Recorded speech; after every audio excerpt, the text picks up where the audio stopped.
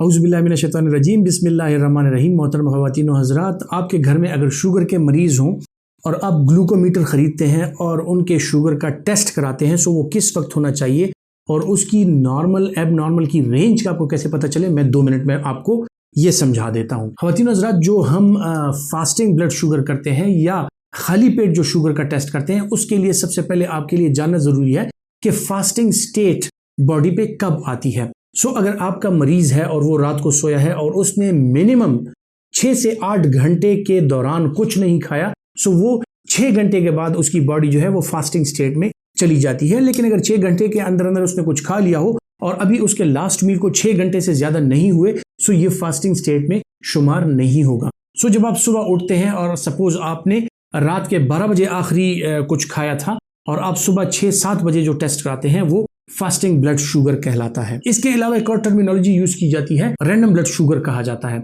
So random blood sugar की जो terminology है, जब वो यूज की जाती है, सो इसका मतलब है कि आपने अपने मरीज का टेस्ट उस वक्त कराया जब उसने कुछ खा लिया था, लेकिन लास्ट मील से मिनिमम 2 से लेकर 4 घंटे का जो वक्फा है वो होना चाहिए।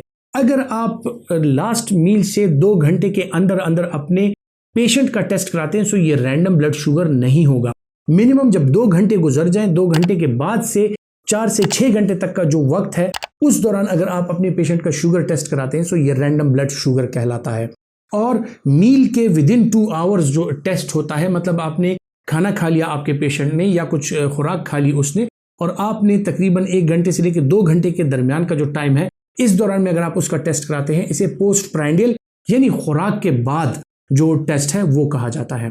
अब अगर आपने अपने पेशेंट का टेस्ट कराया और आपने उसका फास्टिंग ब्लड शुगर लिया है, यानी उसको 6 से 8 घंटे हो गए लास्ट मील खाए हुए, सो फास्टिंग की जो नॉर्मल रेंज है वो 60 मिलीग्राम से लेके 110 मिलीग्राम तक है। सो अगर इस रेंज में आपके पेशेंट का ब्लड शुगर लेवल आ रहा है, तो इसका फास्टिंग बिल्कुल ठीक है।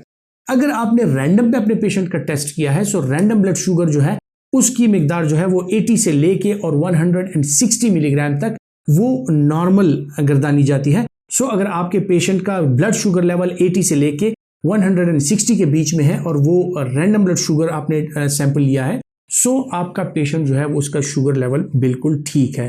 सो ये आपके लिए जानना बिल्कुल जरूरी है कि आपके पेशेंट का फास्टिंग और रैंडम इसके जो नॉर्मल वैल्यूज हैं, आप अपने पेशेंट की वैल्यू इसके साथ कंपेयर करेंगे, सो आपको अंदाजा होगा कि आया आपके पेशेंट का शुगर लेवल कम है, नॉर्मल है या ज्यादा है, और अगर ज्यादा है तो कितना ज्यादा है। अपना बहुत सा ख्याल रखिएगा। अल्लाह हाफिज।